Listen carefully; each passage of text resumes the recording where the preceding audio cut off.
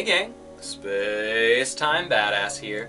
So today I want to talk about dream journals, and this is kind of a remake of a video I made in the past. The quality was really bad in that older video, and it was one that I always intended to remake but just never did. And since I'm making the effort to go back into more beginner topics, I thought this would be a great video to remake. So today we're going to be talking about the dream journal. So what is a dream journal? A dream journal is much as it sounds. It is simply a journal that you use to record your dreams. Now, it could be something digital. You could actually dictate your dreams, you could type it out, or you could write it out longhand. Personally, I write it out longhand. That's just how I like to do it, but there are many ways to do it, and that's not to say that one way is better than another, though I do prefer the longhand version because for me personally, I feel it's easier to remember what I'm writing. So why should you keep a dream journal? We use dream journals to build what is known as dream recall. Dream recall, as much as it sounds, it is your ability to remember your dreams. By simply writing your dreams down every day as much as you can remember, with time, this will make you remember more dreams, and more of your dreams, in fact. The more you write your dreams down, the more importance you are placing mentally on your dreams, thus the more likely you are to remember them. If you make the effort to really remember your dreams and think about your dreams throughout the day, even if it is just to write them down, the easier it will be naturally to remember your dreams every time you wake up. So dream recall really is the big reason to keep a dream journal, but it is not the only reason. The second most important reason to keep a dream journal is to help you identify what are known as dream signs. Dream signs can be explained as tells that will let you know when you are dreaming. Basically, over time, as you write more and more of your dreams down, you will figure out that there are a lot of recurring things in your dreams. And when you know the things that recur in your dreams, it helps lucid dreaming a lot. Dream signs are important for a couple of reasons. The first is that they work by association.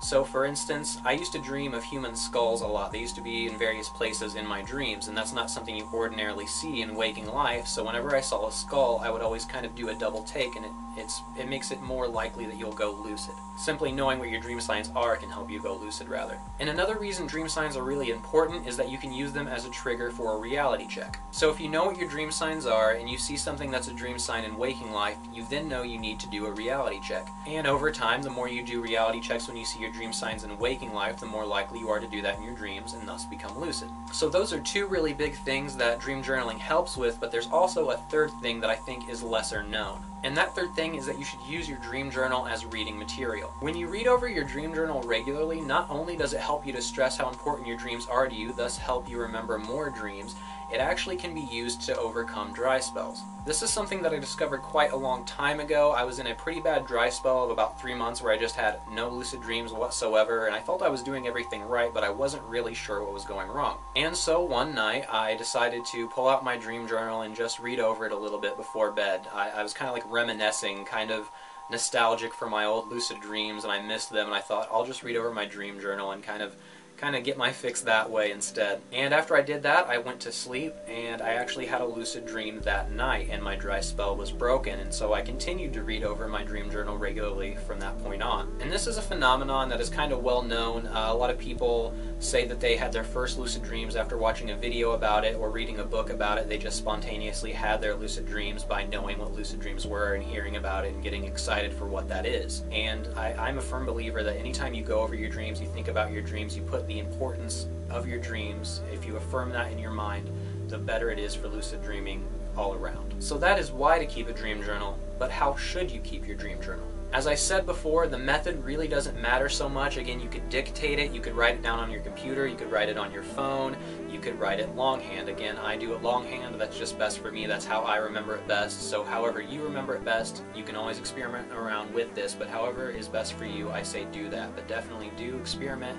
see what really works best, and stick with that. More so, I want to talk about what to keep in your dream journal if you are doing it longhand. A lot of people like to keep statistics in theirs, but this is entirely your choice. I don't keep statistics. I used to, but I just stopped doing it along the way. It just got too tedious for me. What I do is I always date it, and I date it the day that I woke up. So I wake up, I write today's date down, and then I put last night's dream on the page. As far as what to put down, it's always best to put down as much as you can possibly remember. Now this can get quite tedious, and so it's something that you can space out over some time. So maybe write keywords at first, like if you wake up in the middle of the night, write some keywords of the dream that you had, and then go back to sleep, and then that way you can wake up and fully write it out. Or you could even wake up in the morning, write down some keywords or a few quick things of what happened, just so you can remember it later on, and then you can go throughout your day, and then when you come back to it later, you can finish writing out your dreams that way. And another thing that I didn't start doing until way later that I wish I'd done forever ago is to actually make some identifying mark on the corner of the page that will let you know if this was a lucid dream.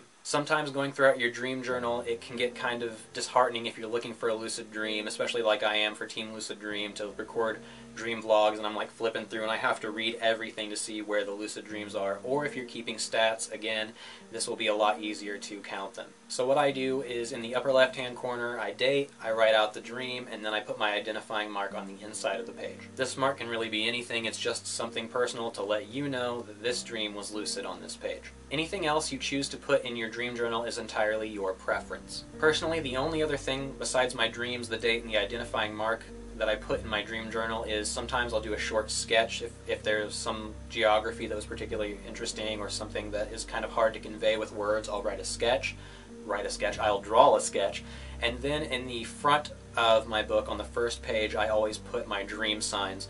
And so dream signs do change over time, so I won't completely scribble things out when a dream sign stops occurring, but I'll draw a line through it so you can still read it just because I find it interesting to see how things change over time, and then I'll write, you know, my more recent dream signs down. And I do this because it's easier for me to look at my dream signs, remember this list, and that way I can put those into my mild affirmations at night. So for example, when I see X, I will realize that I'm dreaming. Another note on the aesthetics of your dream journal, it does not have to be anything fancy, but it can be, if you find that a more fancy, pretty dream journal makes you more excited to lucid dream, then by all means do that, but it really can be anything. But I do believe the more you make it your own, the more personal touch you add to it, the better you'll feel about it, and thus the more excited you will be for lucid dreaming. So I hope I've done a good job explaining dream journals to you, why you should keep them, how you should keep them, what you should put in them, etc., etc.